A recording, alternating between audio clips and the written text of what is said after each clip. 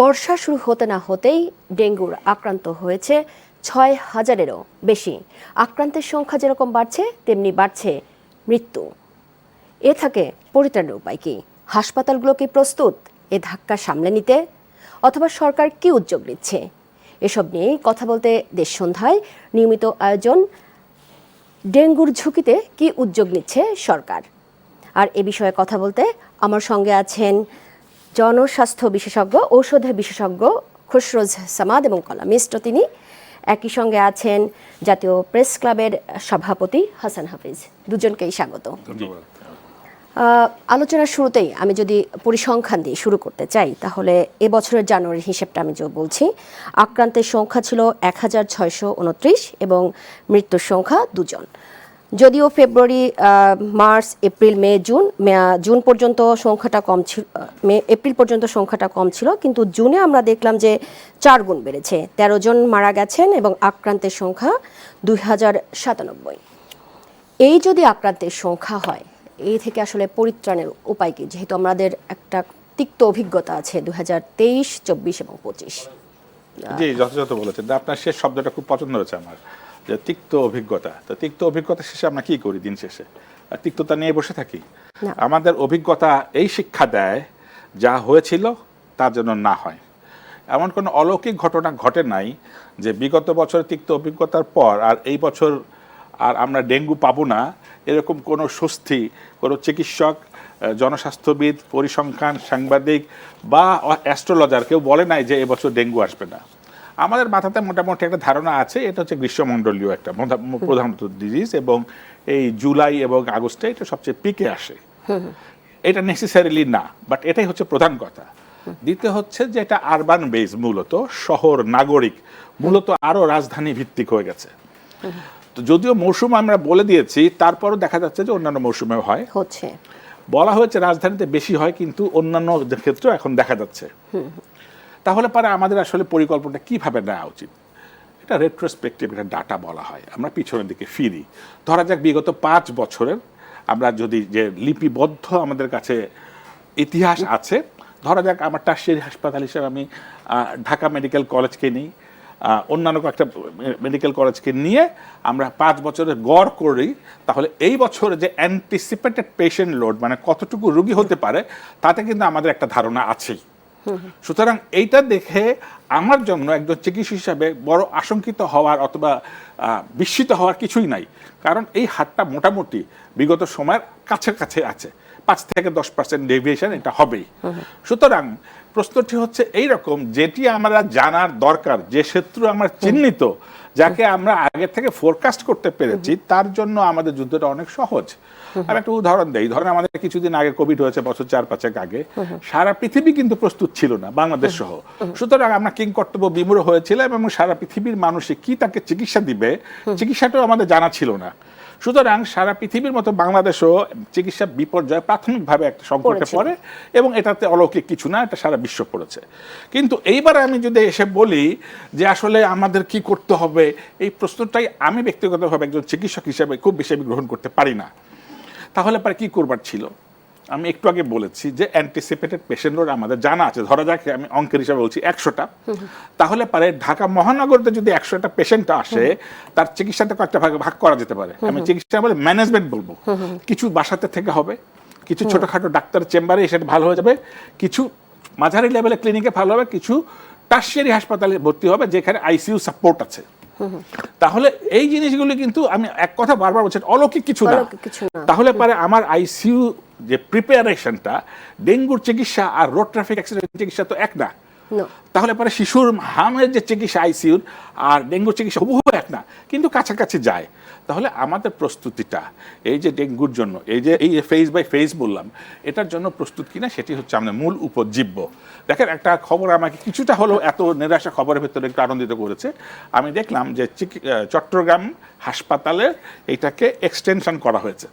এখন ধরেন আপনি নতুন করে ডেঙ্গুর জন্য আপনি হাসপাতাল বড় করতে পারবেন না, মানে যা আছে তার মধ্যেই আমার ঠিক তাই। আপনি নতুন করে ডাক্তার তৈরি করতে পারবেন না, আপনি নতুন করে আইসিইউ তৈরি করতে পারবেন না। তাহলে পরে কি করতে হবে?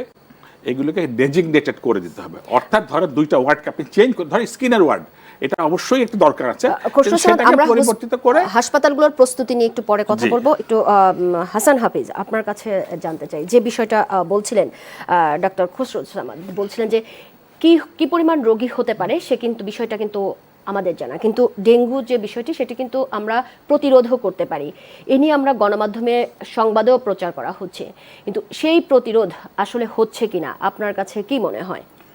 প্রতিরোধ তো হচ্ছে না আসলে। সমস্ত সমস্যার মূলে কিন্তু রাজনীতি, অসৎ রাজনীতি এবং দুর্নীতিগ্রস্ততা সব কিছুতে গ্রাস করেছে। যে হামের যে ধকল এবং ধাক্কা, যে ভয়ঙ্কর একটা পরিস্থিতির মধ্যে আমরা পড়লাম, সেটাও কিন্তু স্বাস্থ্য ব্যবস্থাপনার দুর্বলতাকে চিহ্নিত করে। আমাদের যে সামর্থ্য নেই, চিকিৎসক নেই তা নাই, কিন্তু আমাদের হাসপাতালও আছে, কিন্তু ব্যবস্থাপনার মধ্যে দুর্বলতা আছে, দুর্নীতিগ্রস্ততা আছে এবং অদক্ষতা, অপরিপক্কতা আছে, যেটা আমরা দেখেছি অন্তর্বর্তী সরকারের যেই অদক্ষতা, অপরিপক্কতা, অজ্ঞতা এবং আমি বলবো যে আন্তরিকতার অভাব, সেইগুলির কিন্তু কুফল একটা আমরা এখন ভোগ করছি। সেটা ডেঙ্গুর ক্ষেত্রে বলেন, হামের ক্ষেত্রে বলেন, সব ক্ষেত্রে কিন্তু আমরা সেটা দেখতে পাচ্ছি। আমরা চাইবো যে এই সরকার স্বাস্থ্য ব্যবস্থাপনায় একটা সুবিন্যস্তকরণ করবে এবং দুর্নীতিমুক্ত করবে এবং মানে যোগ্য লোকদেরকে যোগ্য জায়গায় কিন্তু কাজটা করতে দিতে হবে এবং দীর্ঘমেয়াদী, মধ্যমেয়াদী, স্বল্পমেয়াদী পরিকল্পনা নিতে হবে এবং সেটা আমরা আশা করি এই সরকার সেটা সাফল্যের সঙ্গে করবে, কারণ এই সরকার নির্বাচিত সরকার এবং জনগণের ম্যান্ডেট নিয়ে তারা এসছেন। সুতরাং তাদের সেই শক্ত ভিত্তির উপরে তারা প্রতিষ্ঠিত। আমরা এর মধ্যে দেখেছি যে স্বাস্থ্য খাতে অনেকগুলি স্টেপস নেওয়া হয়েছে যেগুলি কঠিন এবং কঠোর, সেগুলি আমরা আশা করি যে ব্যবস্থাপনাটা উন্নত হবে এবং আমাদের যে চিকিৎসা ব্যবস্থা সেটাতেও কিন্তু একটা গুণগত পরিবর্তন সামনে হবে। আপনি জানেন যে বিশ্বমানের দুটি হাসপাতাল করে দিচ্ছে চীন এবং আমাদের একটা স্পেশালাইজড হসপিটাল আছে উত্তর কোরিয়ার দক্ষিণ কোরিয়ার সহায়তায় হয়েছে, যেটা বাংলাদেশ মেডিকেল বিশ্ববিদ্যালয়ে।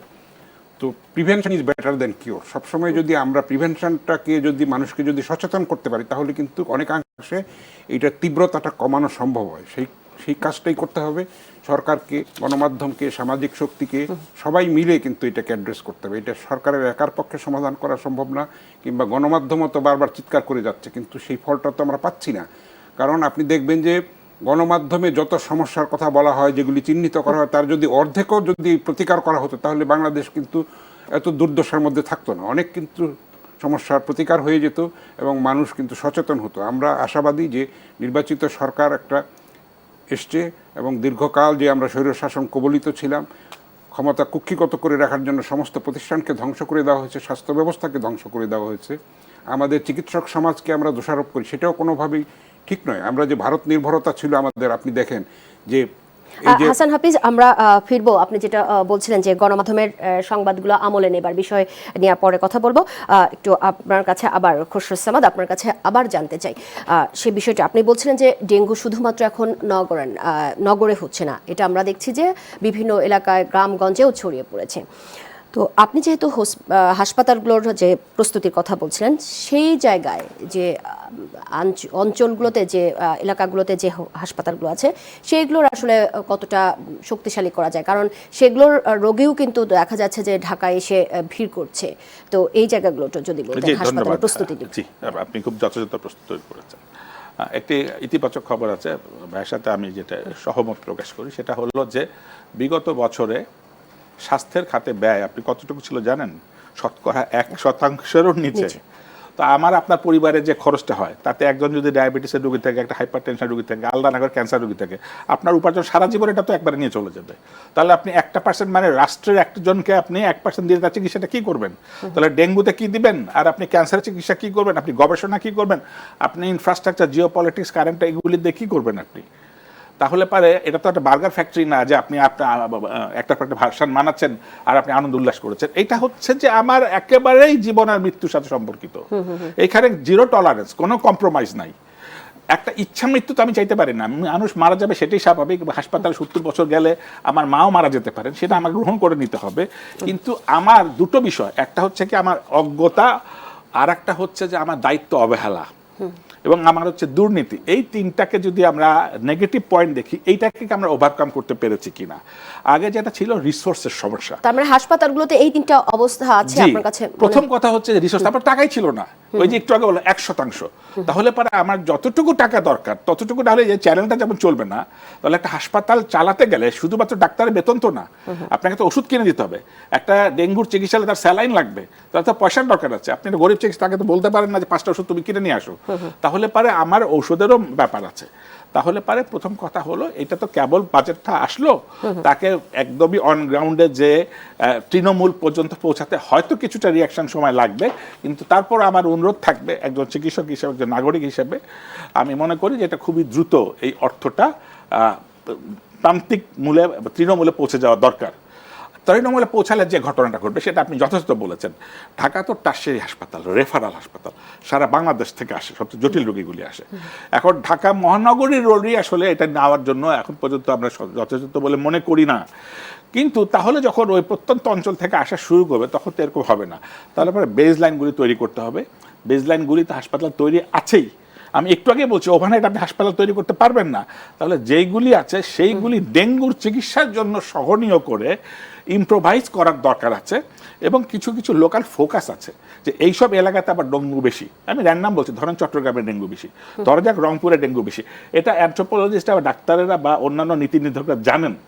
সুতরাং তার প্রস্তুতি অন্য জেলার তুলনায় তার প্রস্তুতিটা অনেক বেশি হালনাগাদ, তথ্য নির্ভর, যুগোপযোগী হতে হবে। এবং ওই তার যা রেফারেল সিস্টেম, তারপর ধরেন আমরা কম বেশি শুনেছি যে প্লেটিলেট লাগে, প্লেটিলেট দিতে গেলে রক্তের ব্যাপার আছে, রক্তটাকে আমি ট্রান্সফিউজ করতে পারি কি না, যদি আইসিইউতে যাই, এই কথাটা আমি একটু আগে বলেছি, আইসিইউ স্পেশালিস্ট ট্রিটমেন্ট আমরা দিতে পারি কি না, আবার আমরা যদি বাসায় রাখি তাহলে পারে, এখন তো টেলিমেডিসিনের যুগ, প্যানিক হয়ে যাচ্ছে তো রোগী, তাহলে এই প্যানিক থেকে আমাকে বাঁচাতে হবে। তো আমি যদি একটা ভরসাটা নিয়ে, যেমন কোভিডে বলেছিলাম যে আপনি বাসাতে থাকেন, আমি পর্যবেক্ষণ করছি, এই চিকিৎসাটা আপনার বা আমি হাসপাতালে দিব, তাহলে আপনি বাসাতে নেন। কেন এটা সম্ভব? আমি শুধু একটা ডাক্তারের বিষয় বলি, সেটা হলো যে অ্যান্টিবায়োটিক শব্দটা আমরা খুবই পরিচিত, কিছু হলে আমাদের অ্যান্টিবায়োটিকের প্রবণতা থাকে। সামাদ, আমরা চিকিৎসা পদ্ধতি নিয়ে পরে কথা বলবো, বা চিকিৎসা কি ব্যবস্থা কি হতে পারে সেটি নিয়ে পরে কথা বলবো। তো আবার হাসান হাফিজ আপনার কাছে ফিরতে চাই। যে বিষয়টা বলছিলেন যে এই যে বরাদ্দ দেয়া হয়, কিন্তু আমরা দেখেছি যে হাসপাতালগুলোর বরাদ্দ যথাযথভাবে কাজে করে না, এবং আপনি কিছুক্ষণ আগে নিজেও বলছিলেন যে হামের যে আমরা বিষয়টা দেখেছি যে হামে কত শিশু মারা গেল। এখন যেহেতু এই অবস্থা চলছে এবং আপনি বলছিলেন যে গণমাধ্যমের সংবাদও আমলে নেয়, এই আমলে না নেওয়ার আসলে কারণ কি? সেটাও তো একটা অসৎ রাজনীতিরই একটা প্রতিচ্ছায়া, তাই না? সব কিছুর মূলে কিন্তু রাজনীতি। আপনি যদি নেতৃত্ব যদি সঠিক না থাকে, তার মধ্যে যদি দেশপ্রেম না থাকে, তার মধ্যে যদি সহিষ্ণুতা না থাকে, তার মধ্যে যদি ত্যাগের মানসিকতা না থাকে, সেটা যদি দুর্নীতিতে আকণ্ঠ নিমজ্জিত থাকে, তাহলে আপনি সেখানে কিন্তু ভালো কিছু আশা করতে পারেন না। আমরা দেখতে পাচ্ছি যে অন্তর্বর্তী সরকারের কিছু অদূরদর্শিতার কারণে কিন্তু হামের এই ভয়ঙ্কর ঘটনাগুলি ঘটেছে।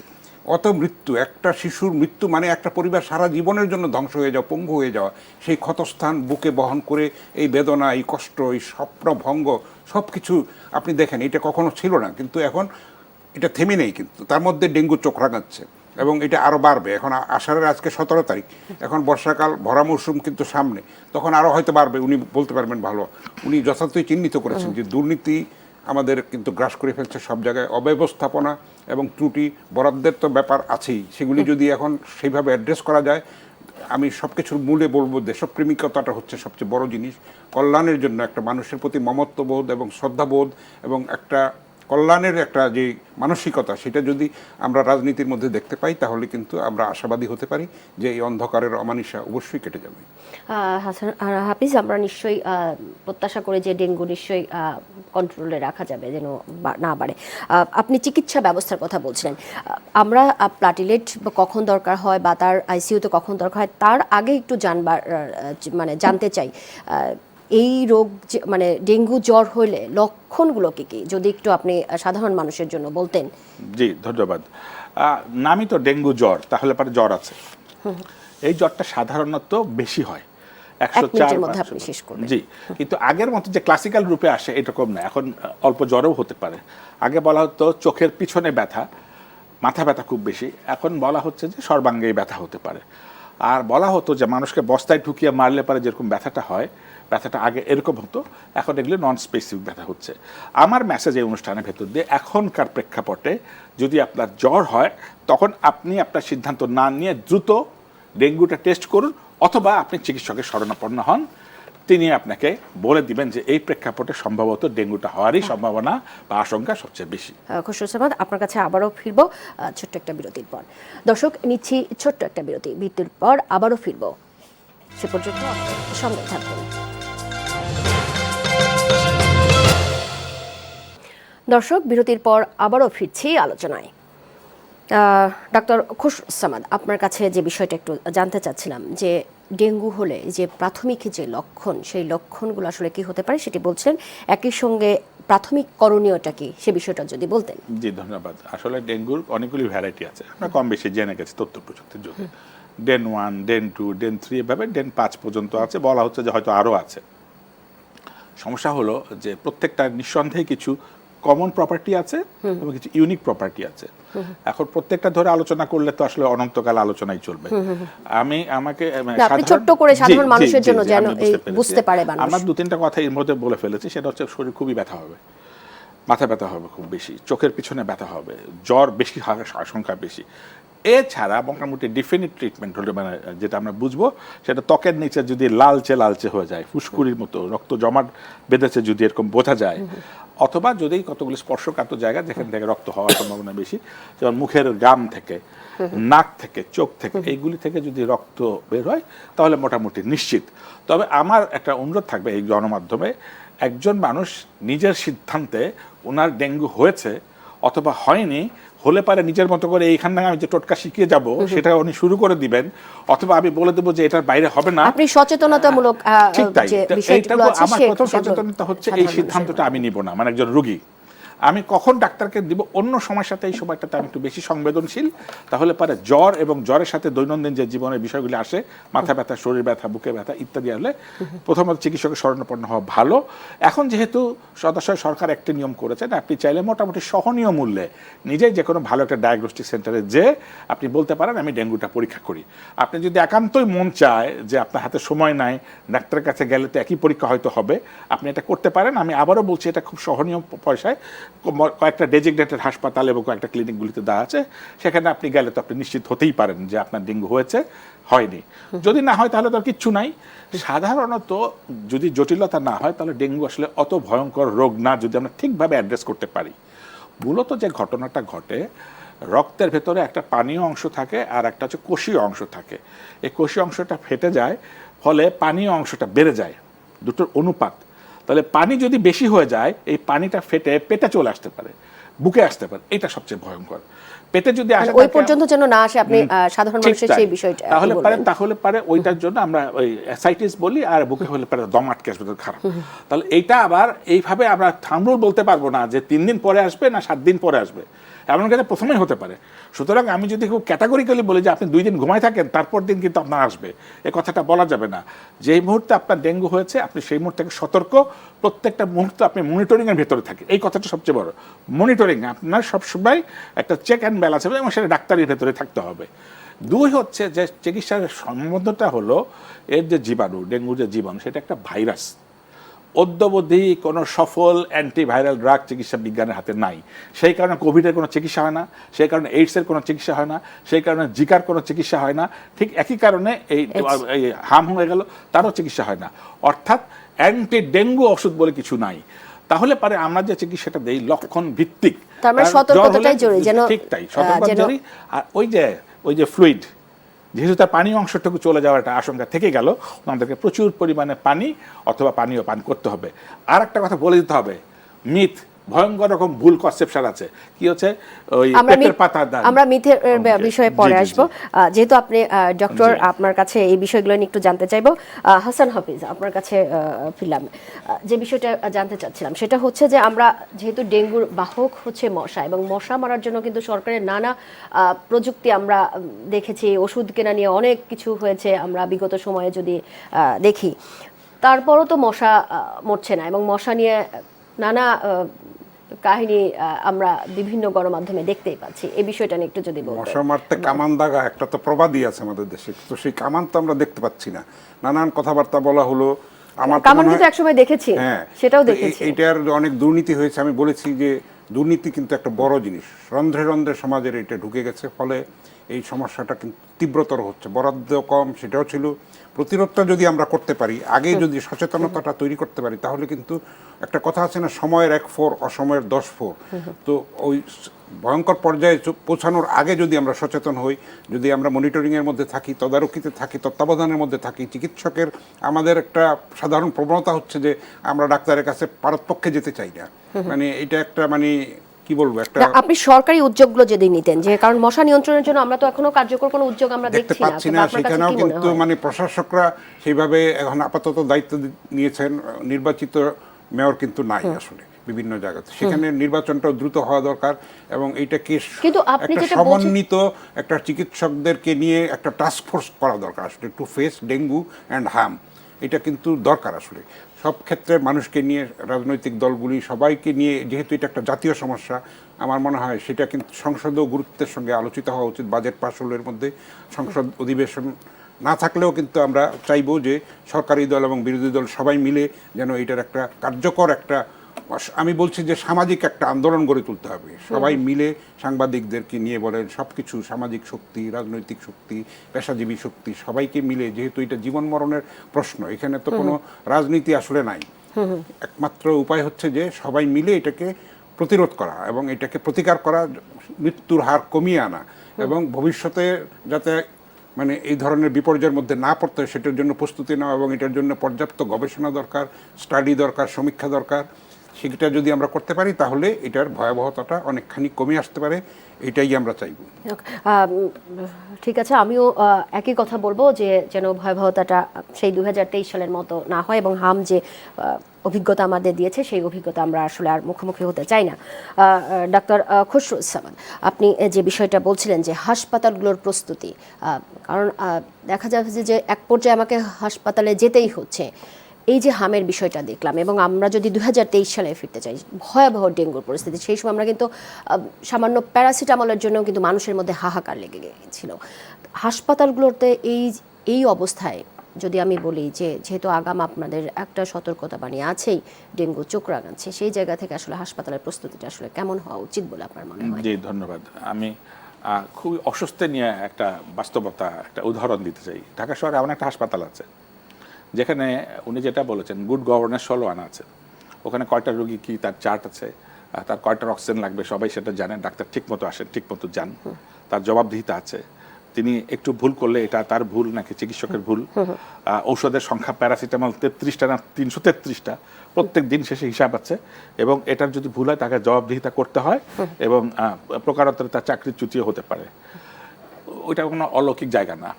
এবং যারা ডাক্তারি পাশ করেছেন তারা বাংলাদেশের অন্যান্য মেডিকেল কলেজ থেকে পাশ করেছেন এবং তারা পোস্ট গ্রাজুয়েশন যারা করেছেন তাদের বন্ধুরা বাইরেই আছে, কিন্তু ওইটা একটা গুড গভর্নেন্সের ভেতরে চলে। তো ওইটা যদি সম্ভব হয়, যে কারণে এটা সম্ভব হয়েছে সেই কারণটা এখানে তৈরি করলেই হয়তো হবে। তো তারপরও যেটা হয়েছে যে আমরা ঢাকার মেডিকেল কলেজে যেটা দেখতে পাই, আমাদের হাসপাতালে ভর্তি সংখ্যা হচ্ছে 1000 বেড। তো সেখানে যদি 5000 বেড থাকে তাহলে পরে আপনি গুড গভর্নেন্স ওভারহেড কীভাবে করবেন? ব্লেমটা আসলে কাকে দিবেন? তাহলে পারে এইটা ওই রোগী সংখ্যা কমানো তো ডাক্তারের দায়িত্ব, এটা সে পারবে না। দুই হচ্ছে যে এইটার জন্য যে জিনিসটা খুবই বড় দরকার সেটা হচ্ছে সচেতনতা। এর অর্ধেক ম্যানমেড, আমার আপনার অবহেলায় তৈরি। আমি সরকারকে অবশ্যই বলবো বা অন্যান্য যারা নীতি নির্ধারক যে তাদের যতটুকু স্টেক হোল্ডার, তাদের দায় যতটুকু, তারা হয়তো সেটুকু নিবেন বা আমরা বলতে পারি, কিন্তু বিরাট দায় হচ্ছে একজন নাগরিক হিসাবে আমার। আমি কি এই যে ছাদ বাগান করেছি অনেক সাথে, সেইখানে পানি যে আমি 3 দিনে বেশি দিয়ে রাখিনি এটাকে আমি খেয়াল করেছি। অর্থাৎ আমি তো সেলফ ইনফ্লিক্টেড ইনজুরি, আমি তো আমার আগুনের ভিতরে হাত দিয়ে বললাম আগুনের দোষ কেন? আমার ছাদ বাগানে যেটা আছে, আমার এসির ভিতরে পানি ঢুকে আছে, আমার ওই টিউবটা টায়ার, এগুলো আমরা সবাই জানি, কিন্তু তারপর হয়েছে একটা পুরানা বালতিতে পানি ধরে রেখেছে 3 দিনের বেশি। আর এই নগর আন্ডার কনস্ট্রাকশন বিল্ডিং দ্বারা ভর্তি। ওই 2 ভাই মারামারি, অর্ধেক বাড়ি তৈরি করে চলে গেছে, আরেকজনের কোনো খবর নাই, ওই বাড়ি ভর্তি মশা। তাহলে পারে আমরা কিন্তু মশার প্রজনন ক্ষেত্রটা জানি। এটা যেহেতু এটা মশাবাহিত রোগ এবং এডিস মশাবাহিত রোগ, এটা মূলত দিনে থাকে, তাহলে সহজ একটা অঙ্ক করে ফেলি না, নো মশা ইকুয়াল টু নো ডেঙ্গু, অথবা কম মশা ইকুয়াল টু কম ডেঙ্গু। তাহলে পারে কামানটা আমার যদি আমি স্পেসিফিক্যালি এই মশার দিকে দাগি তাহলে পারে কিন্তু এটা ভালো হবে, মানে সহনীয় হবে, তার রুগী কমে যাবে। দুই হচ্ছে যে গবেষণার কথা আসছে, এটা গবেষণা খুবই কম। কেন গবেষণা কম হয়েছে? কোভিডের জন্য সারা পৃথিবী গবেষণা হচ্ছে। এটা একটা নেগলেক্টেড ট্রপিক্যাল ডিজিজ, এটা অবহেলিত গ্রীষ্মমণ্ডলীয় রোগ। সুতরাং ইউরোপিয়ানদের কোনো মাথা ব্যথা নাই, কিন্তু তারা আমেরিকান অথবা ইউরোপ এসে আপনার গবেষণাতে কোনো হেল্প করবে না, কারণ তাদের কোনো পারপাস সার্ভ করে না। সুতরাং আমার অর্থায়নেই আমাকে এটা করতে হবে। তিন হচ্ছে যে ভ্যাকসিনেশন, যখন আমি এটার ভ্যাকসিন দিতে পারবো তখন কিন্তু যেরকম এই যে হামে আমরা দৃশ্যত বুঝতে পারলাম যে ভ্যাকসিন না থাকা কাহাকে বলে, এবং কোভিডের ঠিক একইভাবে দেখতে পেরেছি যে ভ্যাকসিন থাকা কাহাকে বলে। রাতারাতি এই কোভিডের চিত্র বদল হয়ে গেছে, এবার সাফল্য পেয়েছি।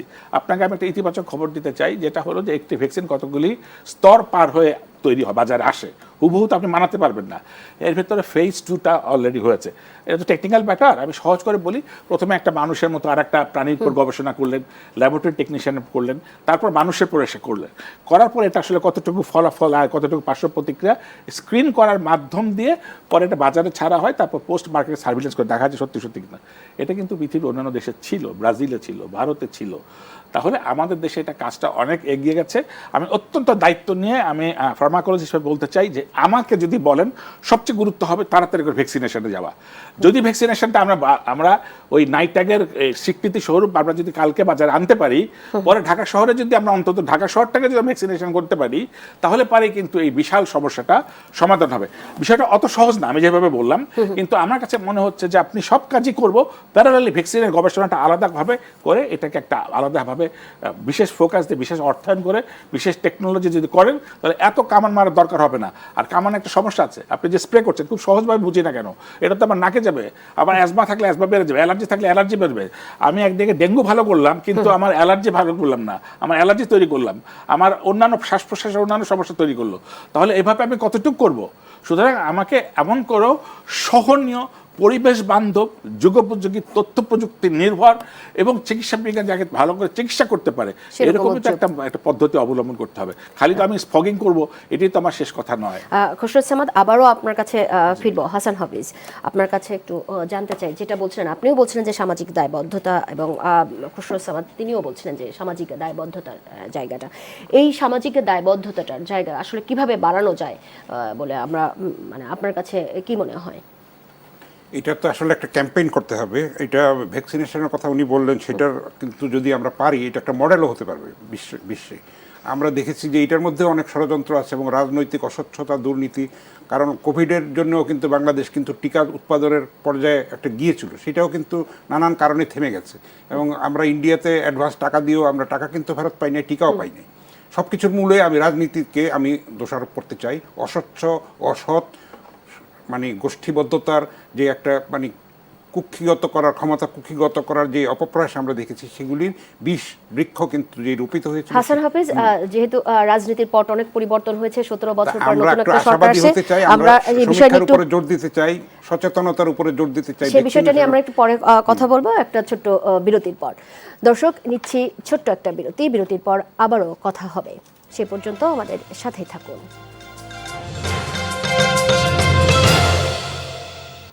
দর্শক, বিরতির পর আবারও ফিরছি আলোচনায়।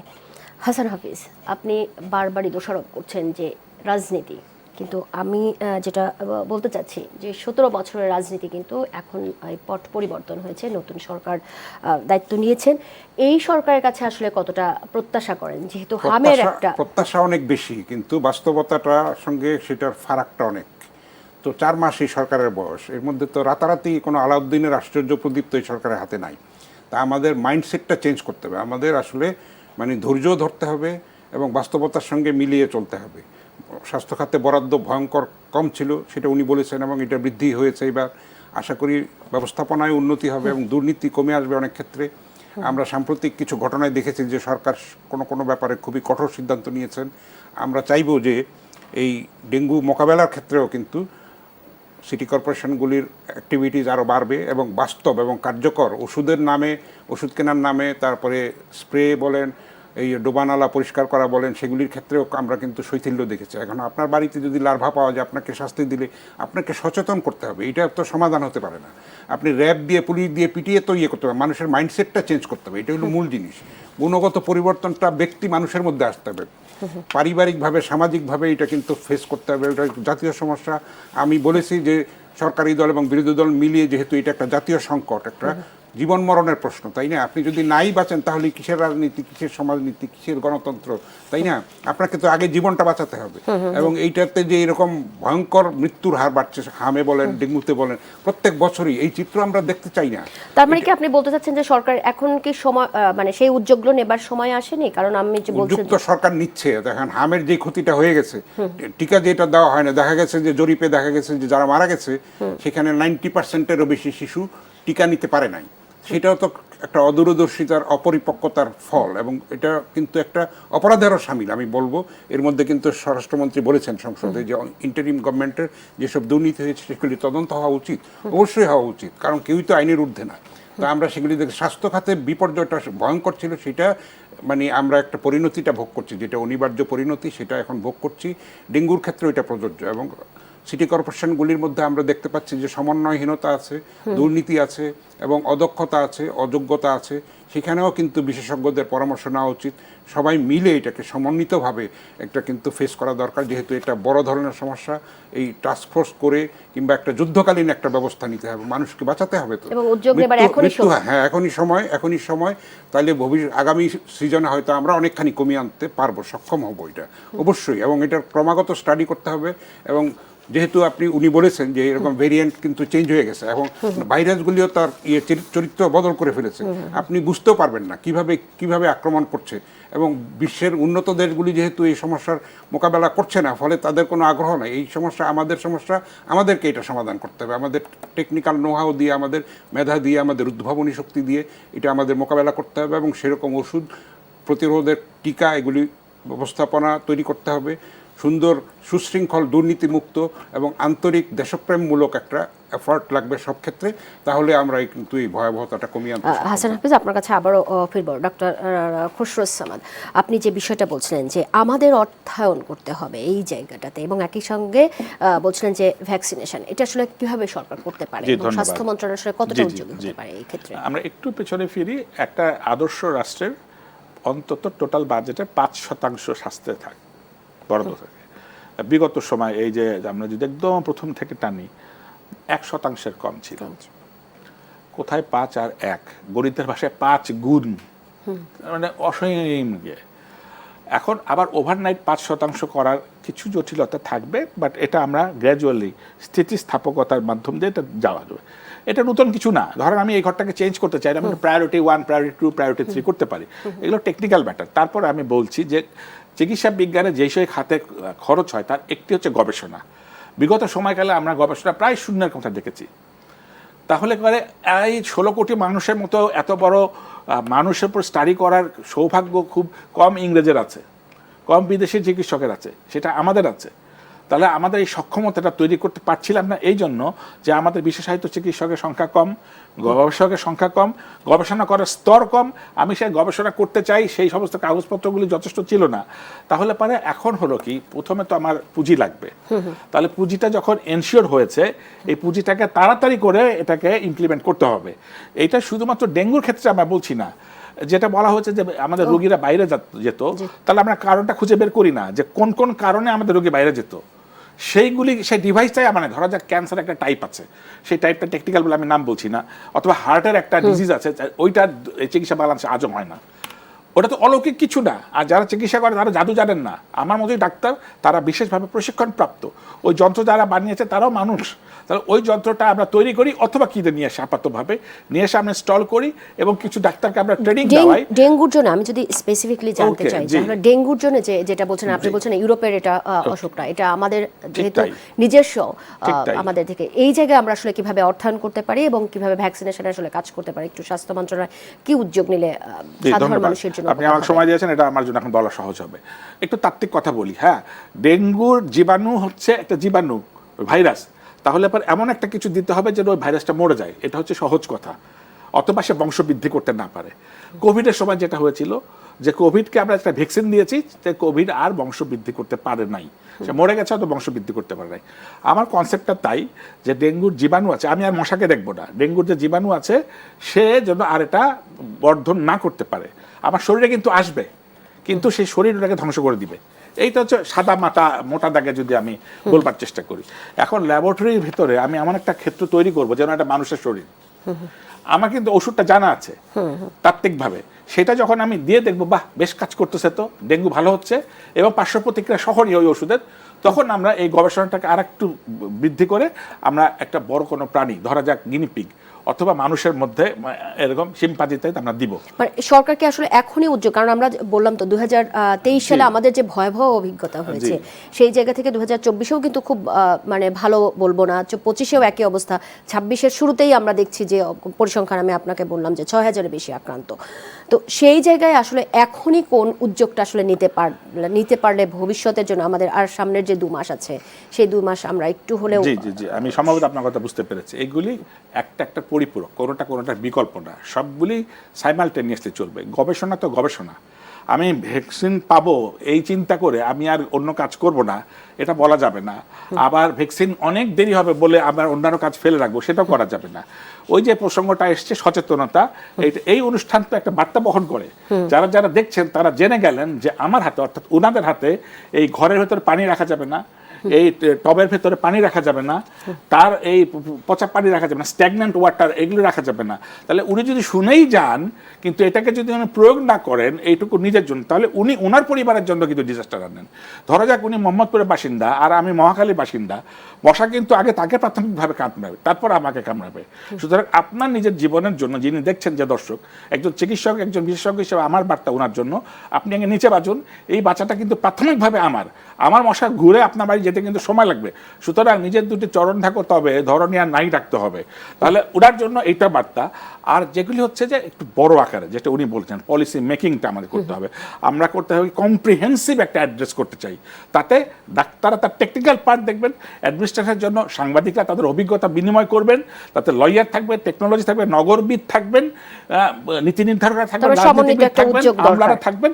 তারা এটাকে 5 বছর 10 বছরের ডাটা কালেকশন করে এই বাংলাদেশের জন্য আমাদের কি কি করণীয় আছে সেটা ঠিক করে যদি ফর্মুলেট করে, আমার মনে হয় যে অনেক কিছু যদি আমরা কোভিড ঠেকাতে পারি তাহলে পরে ডেঙ্গুও ঠেকানো সম্ভব।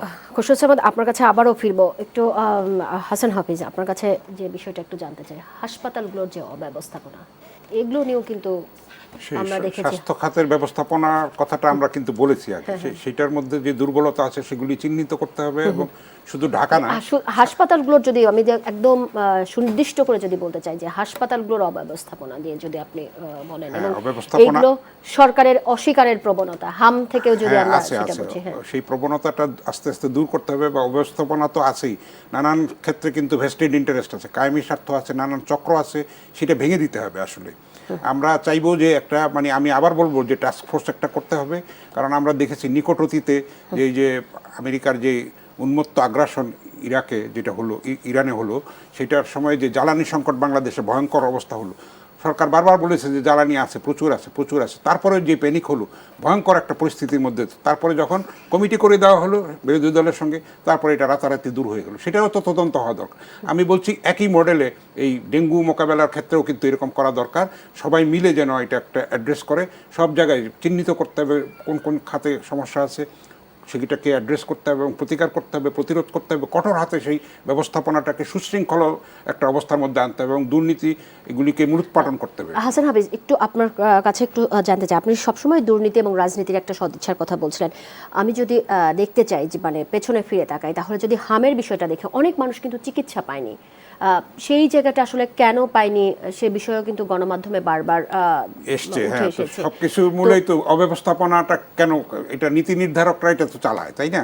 হাসপাতালের ডাক্তার তো এটা চালায় না। এটার ক্ষেত্রে উপরের মানে উচ্চতর কর্তৃপক্ষ আছে, তারা যদি ঠিকমতো এটাকে ম্যানেজ না করতে পারেন, তারা যদি দেখভালটা সেইভাবে না করেন, তাদের মধ্যে যদি ঘাটতি থাকে, তাদের মধ্যেই যদি দুর্নীতির বীজ রোপিত থাকে, শস্যের মধ্যে যদি ভূত থাকে, তাহলে আপনি কিভাবে আশা করতে পারেন যে ভূত তাড়াবেন? তো এইটা সব কিছু মিলে এগুলি কিন্তু চিহ্নিত করার একটা ব্যাপকভাবে একটা টাস্ক ফোর্সের কথা আমি বলেছি, একটা কমিশন হতে পারে এটার ব্যাপারে, যেহেতু হাজার হাজার কমিশন আমরা দেখেছি ইন্টারিমের সময়। আমরা এটার ক্ষেত্রে কিন্তু স্বাস্থ্য সংস্কার কমিশন যেটা হয়েছে সেটার থেকে যদি ভালো কিছু যেগুলি আছে সেগুলিকে নিয়ে সংস্কার একটা চলমান প্রক্রিয়া, এটাও কিন্তু আপনার সংস্কারের মধ্যে পড়বে। দুর্নীতির মূলোৎপাটন, হাসপাতালের অব্যবস্থাপনা বলেন, আমাদের ডাক্তারদের ঠিকমতো ইউটিলাইজ করা, তাদেরকে সেভাবে সম্মান দেওয়া। গতকালই নিউজ দেখছিলাম যে উপজেলা পর্যায়ে ডাক্তারদের নিরাপত্তার জন্য 10 জন করে আনসার। আমাদের একটা সাধারণ প্রবণতা হচ্ছে যে ডাক্তারদেরকে আমরা আক্রমণ করি, মারধর করতে যাই, আমরা কিন্তু চিহ্নিত করি না। এই একটা মব কালচার যে একটা ডাক্তাররাও এটার শিকার হয়, তাহলে কিন্তু তারা সেভাবে স্বস্তিতে শান্তিতে কিভাবে কাজটা করবে? তার মেধাটা, সৃজনশীলতাটা, দেশপ্রেমের পরিচয়টা কিভাবে দেবেন? তো সব ক্ষেত্রে কিন্তু একটা সহিষ্ণুতার প্রয়োজন আছে এবং দুর্নীতি দূর করার ব্যাপার আছে এবং স্বচ্ছ গ্রহণযোগ্য একটা কল্যাণমুখী রাজনীতির দরকার আছে। আসলে সব কিছুর মূলে সব সেক্টরে এটা, কিন্তু স্বাস্থ্য না, আপনার সব ক্ষেত্রে এটা প্রয়োজন। হাসান হাফিজ, নিশ্চয়ই আমরা প্রত্যাশা করি যে একটা কল্যাণমুখী রাজনীতি এই বিষয়ে কাজ করবে। আবার ডক্টর খুশরুজ্জামান, আপনার কাছে ফিরতে চাই, আপনাকে দিয়ে শেষ করতে চাই, হাতে আপনার 2 মিনিট আছে। একটু বলবেন যে হাসপাতালগুলোর প্রস্তুতিটা কিভাবে নেওয়া উচিত, যেন কোনো রোগী, আমরা তো চাই না কোনো একটি রোগীও মারা যাক, সে জায়গা থেকে কিভাবে প্রস্তুতি নিলে ভালো, শহর এবং গ্রাম? জি, ধন্যবাদ। 2 মিনিট আপনি শেষ করুন। ঠিক আছে। আমার মনে হয় যে মিথ্যা ছিল ওটা ভেঙে ফেলি। সেটা হচ্ছে যে পেঁপের আঠা, অমুকের রস, তমুকের রস। সহজ কথা, পৃথিবীতে অদ্যবধি এমন কোনো খাদ্য তৈরি হয়নি যেটা খেলে ডেঙ্গুর জন্য বাড়তি চিকিৎসা হবে। সাধারণভাবে পুষ্টি বলতে যা বোঝায়, সাধারণ আমাদের যেটা বুঝি, ভাত, মাছ, ডাল, ভাত, ডিম, স্বাভাবিক যেটা খাচ্ছে সেটি উনি খাবেন, বেশি করে পানীয় খাবেন। তাহলে মাথা থেকে আমাদের এই ধারণা বের হতে হবে যে বিশেষ কোনো খাদ্য অদ্যবধি তৈরি হয়নি বা আদতেও নাই, শেষ। 2 হচ্ছে হাসপাতাল প্রস্তুতি নিয়ে আমি যতই টেবিল চাপড়াই, ভালো কথা বলি, খারাপ কথা বলি, যাই করি তাই করি, যত যুক্তি দেয়, যত কুযুক্তি দেয়, যত বাকচাতুরতা করি, আমার হাসপাতাল, আমার দেশ, আমাকে ঠিক করতে হবে, কেউ এসে করে দিয়ে যাবে না। আমার জন্য প্রত্যেকটি মুহূর্ত মূল্যবান। আজকের দিন থেকে তৈরি করেই আমার যে হাসপাতালে সক্ষমতা আছে তাকে হালনাগাদ করতে হবে, ডেঙ্গুর মোকাবেলা করতে হবে। এর কোনোই বিকল্প নাই। আমার হাসপাতাল আমাকে ঠিক করতে হবে, আমার মানুষকে দিয়ে তৈরি করতে হবে, আমার রাজনৈতিক অস্থিরতা আমাকে ঠিক করতে হবে। এবং ওই যে যেটা ঘরে বলেছে যে ঘর থেকে যেটা তৈরি হয়েছে, এটাকে বিশেষ করে ঘরে, আমার তো সোর্সটা বাসাতে, আমি খুব এখানে গরম করে গেলাম কিন্তু বাসাতে যে ওইটা ঠিক করলাম না, এটার সাথে সাযুজ্যপূর্ণ না। তাহলে পরে জনসচেতনা, এটা তাত্ত্বিক কথা না, এই জনসচেতনতায় আমাকে প্রাথমিকভাবে মশা নিয়ন্ত্রণ করবে এবং ফলে এই হাসপাতালে রোগীটা কম আসবে, ফলে এটাকে অ্যাটেনশন দেওয়া আরও সহজ হবে এবং হয়তো অনেকটাই নিয়ন্ত্রণে রাখা সম্ভব হবে। হ্যাঁ, ধন্যবাদ ডাক্তার খুশরুজ্জামান। দর্শক, এতক্ষণ দেখছিলেন ডেঙ্গু প্রতিরোধে আসলে কী ধরনের ব্যবস্থা নেওয়া উচিত এবং সামাজিক যে দায়বদ্ধতা, সেই সামাজিক দায়বদ্ধতা নিশ্চয়ই সবাই সংযুক্ত হবেন। দর্শক, এই পর্যন্ত আলোচনায় নিচ্ছি বিদায়। নিশ্চয়ই আবারও অন্য কোনো বিষয়ে কথা হবে, দেখা হবে আপনাদের সঙ্গে। সে পর্যন্ত আমাদের সঙ্গেই থাকুন, ভালো থাকুন।